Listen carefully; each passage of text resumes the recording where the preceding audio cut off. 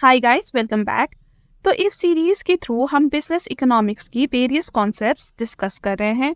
Currently हम production से related topics study कर रहे हैं और आज हम पढ़ने वाले हैं about production function. Now economics में जब भी हम फंक्शन कहते हैं, चाहे वो डिमांड फंक्शन हो, सप्लाई फंक्शन हो या फिर production function basically is the study of relationship between two और मोर वेरिएबल्स। ठीक है, दो या दो से ज्यादा वेरिएबल्स के रिलेशनशिप को हम स्टडी कर रहे हैं तो उसे हम फंक्शन कहते हैं। अब ये वेरिएबल्स में भी एक वेरिएबल ऐसा होगा जो बाकी वन और मोर वेरिएबल्स में डिपेंडेंट होगा। तो एक डिपेंडेंट वेरिएबल होगा और बाकी इंडिपेंडेंट वेरिएबल्स होंगे और इन वेरिएबल्स के बीच के रिलेशनशिप को स्टडी करना ही हम फंक्शन कहते हैं। अब प्रोडक्शन फंक्शन जब हम पढ़ेंगे तो दो वेरिएबल्स जिसके बारे में हम स्टडी करेंगे वो है आपका इनपुट यानी कि वो चीजें जो आप प्रोडक्शन करने में यूज करते हो, राइट। एंड ये इनपुट से आपका कितना आउटपुट आप जनरेट कर सकते हो by taking certain quantities of input. तो ये रिलेशनशिप को हम स्टडी करते हैं प्रोडक्शन फंक्शन में। ना देखिए इनपुट क्या है। Input is basically your factors of production, जिसके बारे में हम पिछले वीडियोस में पढ़ चुके हैं, right. Your land, labour, capital, entrepreneurship. तो यही फैक्टर्स आपको चाहिए होता है कोई भी कमोडिटी या सर्विस प्रोड्यूस करने में। तो ये आपके इनपुट्स हो गए और ये फैक्टर्स यूज करके आप how much output you can generate, या तो मैक्सिमम आपके पास सर्टेन फैक्टर्स ऑफ प्रोडक्शन है तो उससे आप मैक्सिमम कितना आउटपुट जनरेट कर सकते हो, वो हम स्टडी करते हैं प्रोडक्शन फंक्शन में। अब आप ये बताइए कि इनपुट एंड आउटपुट ये दो वेरिएबल हमने लिया है, राइट। तो इन दोनों में डिपेंडेंट वेरिएबल कौन सा है? देखिए डिपेंडेंट वेरिएबल आपका आउटपुट है, because output is dependent on input. आप जितना इनपुट लोगे, जो इनपुट लोगे, उसी हिसाब से आपका आउटपुट जनरेट होता है। तो इनपुट आपका इंडिपेंडेंट वेरिएबल है एंड आउटपुट आपका डिपेंडेंट वेरिएबल है। देखिए ये फिगर में भी दिया गया है। ये सारी इनपुट्स हम यूज करते हैं कभी भी हमें प्रोड्यूस करना होता है, right. Capital, technology, labour, skill, knowledge, raw materials. तो यही आपके फैक्टर्स ऑफ प्रोडक्शन है जिसको यूज करके आप आउटपुट जनरेट करते हो और the study of this relationship is called production function. ना देखिए प्रोडक्शन फंक्शन का पढ़ना क्यों जरूरी है? Why do we study production function? Because it helps us determine कि अगर आपको certain quantity of output generate करनी है तो आपको मिनिमम कितना इनपुट लेना पड़ेगा, क्या क्या इनपुट लेना पड़ेगा, किस प्रोपोर्शन में लेंगे आप ये इनपुट्स। तो ये स्टडी करने में हेल्प करता है प्रोडक्शन फंक्शन। ऑल्सो अगर आपके पास मान लीजिए सर्टेन क्वांटिटी ऑफ इनपुट्स है तो उससे आप मैक्सिमम आउटपुट कितना जनरेट कर सकते हो, वो भी हम स्टडी कर सकते हैं प्रोडक्शन फंक्शन के हेल्प से। एंड इतना ही नहीं, अगर आपको कोई भी इनपुट चेंज करना पड़े, जैसे लेबर चेंज करना पड़े या फिर रॉ मटेरियल्स चेंज करना पड़े, तो ये चेंज की वजह से आपके आउटपुट में क्या चेंज आएगा, ठीक है, तो वो भी आप प्रोडक्शन फंक्शन के हेल्प से पता कर सकते हो। देखिए अब रियल लाइफ में ये कितना काम आता होगा, आप खुद सोचिए। प्रोड्यूसर्स को तो कई बार चेंज करने पड़ते होंगे अपने रॉ ये फैक्टर्स ऑफ प्रोडक्शन, राइट। तो अगर वो पहले ही एनालाइज करे कि लेबर चेंज करने से आउटपुट कैसे चेंज होगा तो वो इन्फॉर्म्ड डिसीजन ले सकते हैं। एंड प्रोड्यूसर्स ये भी चाहते हैं कि वो मोस्ट एफिशिएंटली प्रोड्यूस करे, राइट, वो वेस्ट ना करे चीज़ों के। तो एफिशिएंटली प्रोड्यूस करने के लिए आपको किन रेशियो में, व्हाट प्रोपोर्शन आपको इनपुट्स यूज करना पड़ेगा, वो भी प्रोडक्शन फंक्शन की हेल्प से आप पता कर सकते हो। So that's why it is very important, the study of production function is very important in real life also. तो प्रोडक्शन फंक्शन तो आपने समझ लिया। अब बुक में इसकी थ्योरी क्या दी गई है एक बार उसे भी स्टडी कर लेते हैं, ठीक है। Production function, the production function is a statement of the relationship between a firms scarce resources, that is it's input and the output that results from the use of these resources. तो जैसा कि हमने कहा production function is basically it is the study of relationship between जो forms के inputs है and वो inputs use करके क्या आउटपुट जनरेट कर रहे हैं, उसकी स्टडी को हम प्रोडक्शन फंक्शन कहते हैं।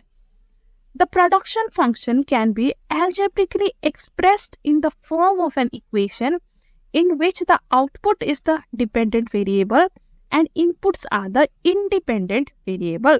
अब प्रोडक्शन फंक्शन को ना आप एक इक्वेशन के रूप में भी एक्सप्रेस कर सकते हो, ठीक है। तो इक्वेशन कैसा होता है प्रोडक्शन फंक्शन का, देख लेते हैं।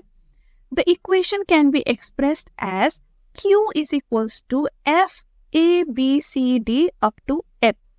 नाउ यहाँ पे Q रिप्रेजेंट करता है आपका आउटपुट, F रिप्रेजेंट करता है function and A B C D N ये रिप्रेजेंट करते हैं आपके inputs.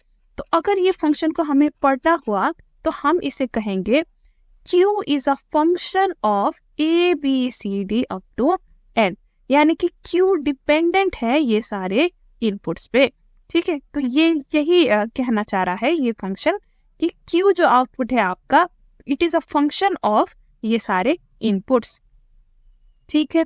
Where Q stands for the rate of output of a given commodity and A, B, C, D and N are the different factors, inputs or services used per unit of time. Now depending on आप क्या बना रहे हो, आपके inputs very कर सकते हैं, right.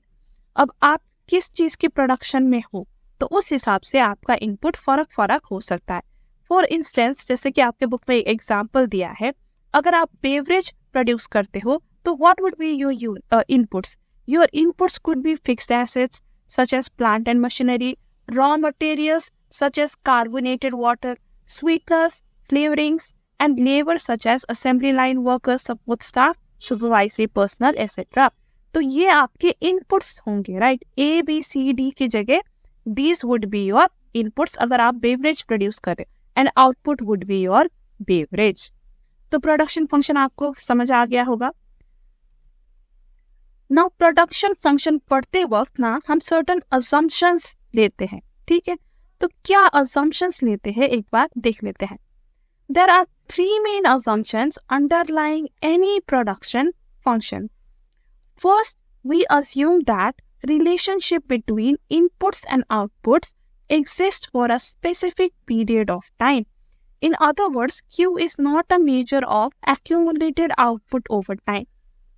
देखिए हमने प्रोडक्शन फंक्शन कैसा लिया था, हमने लिया था Q is a function of A, B, C, D, कुछ ऐसा था हमारा प्रोडक्शन फंक्शन, राइट। तो ये पॉइंट हमारा कह रहा है कि ये प्रोडक्शन फंक्शन ना it stands true only for a specific period of time. अभी के लिए ये फंक्शन ठीक है, लेकिन हमेशा ये फंक्शन कांस्टेंट रहेगा ऐसा जरूरी नहीं है, फ्यूचर में चेंजेस हो सकता है। फॉर इंस्टेंस मान लीजिए A और B की जगह एक नया रॉ मटेरियल आ गया, आपने इन्वेंट कर लिया Z, ठीक है। तो now instead of using A and B आप Z यूज करके ज्यादा एफिशिएंटली आउटपुट निकाल सकते हो। तो in that case your function will change, it will look like this ZCD ऐसा दिखेगा आपका, राइट। तो देखिए टाइम ओवर टाइम आपका फंक्शन चेंज हो सकता है। तो जो ये करंट रिलेशनशिप है इनपुट और आउटपुट का, ये हमेशा सेम रहे जरूरी नहीं है, it only holds true for a specified period of time, ठीक है। Now next assumption is it is assumed that there is a given state of art in the production technology. Now इसका ये मतलब है कि हम बहुत ही अभी जो करंट बेस्ट टेक्नोलॉजी है वो यूज कर रहे हैं, और टेक्नोलॉजी को भी हम थोड़ी देर के लिए कांस्टेंट मान लेते हैं when we study production function, क्योंकि देखिए टेक्नोलॉजी जो है वो भी चेंज होता रहता है, राइट। जैसे ही नया इनोवेशन आता है तो शायद और ज्यादा आप एफिशिएंटली प्रोड्यूस कर पाओगे, तो इन दैट केस आपका प्रोडक्शन फंक्शन चेंज हो जाता है। तो ये डिपेंडेंट और इंडिपेंडेंट वेरिएबल्स की स्टडी करने के लिए, इनपुट एंड आउटपुट का स्टडी करने के लिए हम टेक्नोलॉजी को भी कांस्टेंट अज्यूम कर लेते हैं। हम अज्यूम कर लेते हैं कि जो अभी का बेस्ट टेक्नोलॉजी हमने वही लिया है और इससे ज्यादा एफिशिएंट टेक्नोलॉजी अभी नहीं है, तो इसी को हम कांस्टेंट मान के चलते हैं, ठीक है। Any innovation would cause change in the relationship between given inputs and outputs. For example, use of robotics in manufacturing or a more efficient software package for financial analysis would change the input-output relationship. Technology change होगा तो input-output relationship भी change होगा. And the third assumption is that whatever input combinations are included in a particular function, the output resulting from the utilisation is maximum level. तो अभी हम assume कर रहे हैं कि जो हमने इनपुट लिया है ABCD, इसे यूज करके जो maximum possible level of output हम जनरेट कर सकते हैं वो हम कर रहे हैं। So we are assuming that we are producing at maximum efficiency, ठीक है, हम मैक्सिमम लेवल पे आउटपुट जनरेट कर रहे हैं। तो ये 3 अजम्पशन हम लेते हैं व्हेन स्टडिंग प्रोडक्शन फंक्शन। देखिए हम पढ़ने वाले हैं प्रोडक्शन फंक्शन को शॉर्ट टर्म में भी, लॉन्ग टर्म में भी, और उसकी कई इकोनॉमिक थ्योरीज भी है, जैसे कि law of variable proportion, law of returns to scale, right. तो ये हम अगली क्लासेस में डिटेल में इन थ्योरीज के बारे में पढ़ेंगे, और जब ये पढ़ते वक्त हम ये 3 अजम्पशन ले रहे हैं, ठीक है। आपको लग रहा होगा कि कहाँ ले रहे हैं हम ये अजम्पशन, तो जब हम थ्योरी पढ़ेंगे ना अभी प्रोडक्शन फंक्शन की, तो तब हम ये अजम्पशंस लेंगे। तो हमने अपने हिसाब से तो प्रोडक्शन फंक्शन समझ लिया, अजम्पशन भी देख लिया, राइट। ना इकोनॉमिस्ट कैसे डिफाइन करते हैं प्रोडक्शन फंक्शन को, तो कुछ एक आध इंपॉर्टेंट डेफिनेशन जो इकोनॉमिस्ट ने दिया है वो देख लेते हैं। The production function can be defined as the relationship between maximum amount of output that can be produced and the input required to make that output। तो maximum amount जो हम प्रोड्यूस करना चाह रहे हैं उसके लिए हमें कितना इनपुट, क्या इनपुट रिक्वायर्ड होता है, उसकी रिलेशनशिप को ही सैमुअलसन ने प्रोडक्शन फंक्शन कह दिया, ठीक है। ये डेफिनेशन दिया है सैमुअलसन ने। It is defined for a given state of technology, यानी कि हम मान रहे टेक्नोलॉजी कांस्टेंट है, that is the maximum amount of output that can be produced with given quantities of input under a given state of technical knowledge। तो अभी हम ये अज्यूम कर रहे हैं कि जो हमारा टेक्निकल नॉलेज है, अभी टेक्नोलॉजी है, it is helping us produce the maximum amount of output from the given inputs, ठीक है। तो ये हमें पहले से ही पता था वैसे तो सारी चीज, राइट। तो उन्होंने भी यही डिफाइन किया है। It can also be defined as the minimum quantities of various inputs that are required to yield a given quantity of output। Production function को इस तरीके से भी डिफाइन किया जा सकता है कि आपने सर्टेन आउटपुट डिसाइड कर लिया कि आपको इतना आउटपुट बनाना है, तो उसके लिए आपको मिनिमम क्या इनपुट्स चाहिए, तो वो भी प्रोडक्शन फंक्शन हमें बताता है। So we are clear with this definition, right. So now let's move on.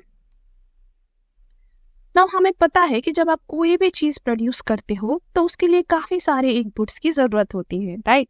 अभी जो हमारा प्रोडक्शन फंक्शन भी जो हमने देखा था उसमें भी ABCD करके हमने काफी सारे इनपुट्स यहाँ पे लिए हुए थे। लेकिन जब इकोनॉमिस्ट ने थ्योरी बनाया प्रोडक्शन से रिलेटेड, जैसे कि लॉ ऑफ वेरिएबल प्रोपोर्शंस या law of returns to scales, जो हम पढ़ेंगे बाद में, तो उन्होंने क्या अज्यूम किया, उन्होंने एक्चुअली ये सारा जो इनपुट्स है ना उसको 2 इनपुट में रिड्यूस कर दिया, just L and K। L stands for labour and K stands for capital. तो ईज ऑफ स्टडी के लिए उन्होंने बस 2 इनपुट्स ही अज्यूम किया कि हमें 2 इनपुट्स ही चाहिए, और उन्होंने पूरा थ्योरी उसी हिसाब से बना दिया, ठीक है।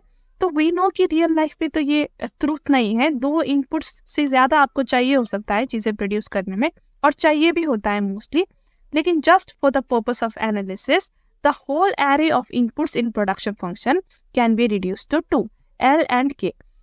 So restating the equation, we get Q is a function of L and K, where Q stands for output, L stands for labor and K stands for capital। तो जब हम भी ये थ्योरीज पढ़ेंगे ना, तो हम भी 2 इनपुट्स को ही अज्यूम करके पढ़ेंगे। एक बार आपने ये 2 इनपुट्स के साथ वो थ्योरी समझ लिया, फिर आप अपने आप कस्टमाइज करके उसे ज्यादा इनपुट्स के साथ भी समझ सकते हो, ठीक है। Now moving on to the last topic of the day, that is short run versus long run production function। Now production function को आप short run में भी स्टडी कर सकते हो and long run में भी स्टडी कर सकते हो, ठीक है। अब short run और long run क्या है? देखिए इकोनॉमिक्स में एक फिक्स टाइम पीरियड को short run and long run करके डिफाइन नहीं करा गया, ठीक है। ऐसा नहीं है कि 6 मंथ शॉर्ट रन हो जाएगा उसके बाद लॉन्ग रन हो जाएगा, ऐसा कुछ फिक्स टाइम पीरियड नहीं है।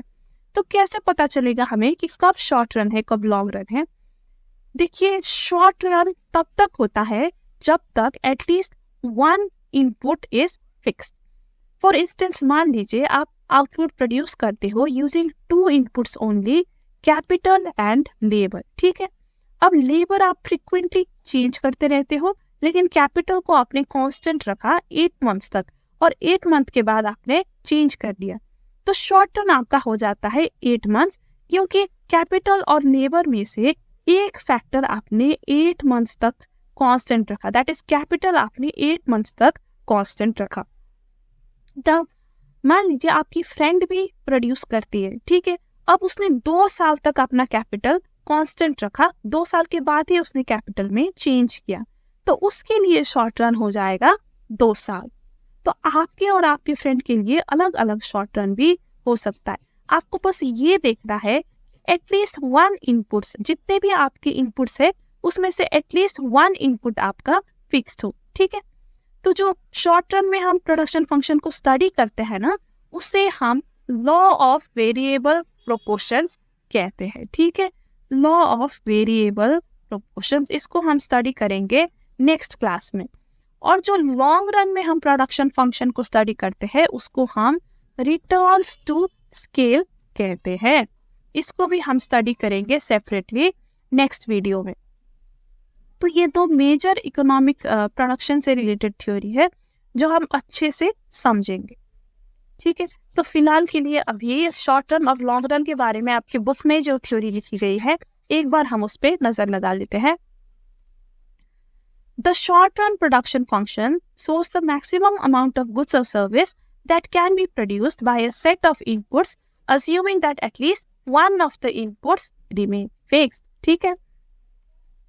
Generally, it has been observed that during the short period or in the short run, a firm cannot install new capital equipment to increase production. देखिए, कैपिटल और labour अगर 2 हम इनपुट्स ले रहे हैं ना, तो शॉर्ट रन में नॉर्मली कैपिटल ही आपका फिक्स रहता है, क्योंकि कैपिटल इक्विपमेंट को चेंज करना थोड़ा मुश्किल होता है, ठीक है। तो हम जब थ्योरी से पढ़ेंगे ना, तो हम यही अज्यूम करेंगे कि कैपिटल आपका फिक्स, जो फिक्स्ड इनपुट है वो कैपिटल है, और लेबर को हम चेंज करके देखेंगे कि प्रोडक्शन में कैसे चेंज होता है।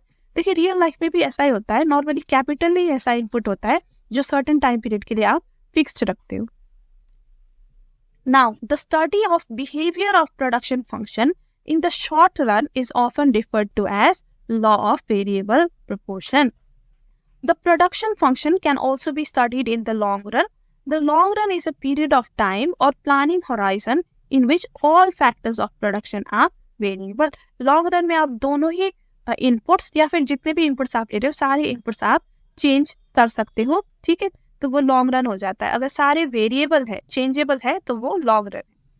The behaviour of production when all factors are varied is the subject matter of law of returns to scale. So जो लॉन्ग रन में हम प्रोडक्शन फंक्शन को पढ़ेंगे उसे हम law of returns to scale कहेंगे।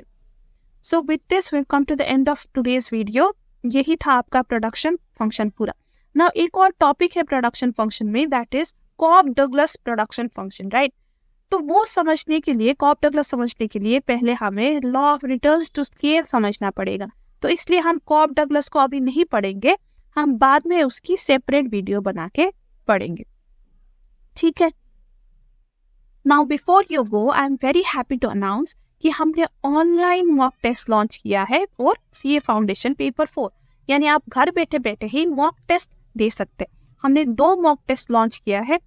देखिए, बिल्कुल ये इंस्टीट्यूट फॉर्मेट में है। आपको 100 चैलेंजिंग क्वेश्चंस दिया जाएगा जो आपको 2 घंटे में सॉल्व करने होंगे, ठीक है। तो टाइमर होगा ये टेस्ट में, तो आप एक बार आप टेस्ट ऑन कर लोगे तो आप टाइमर चलती रहेगी और आपको टाइम बताती रहेगी, तो 2 घंटे के अंदर आपको फिनिश करना होगा। एक बार आप फिनिश कर लोगे तो आपको तुरंत ही आपका स्कोर दिख जाएगा, ठीक है। Score also includes negative score. तो जैसा एग्जाम में आपको स्कोर दिया जाएगा वैसे ही हम भी देंगे। तो इससे क्या होगा कि आपको पता चलेगा कि आप कितनी स्कोर ले आने के अभी काबिल हो, आपकी प्रिपरेशन कितनी है, किस लेवल पे है, तो आपको ये पता चल जाएगा।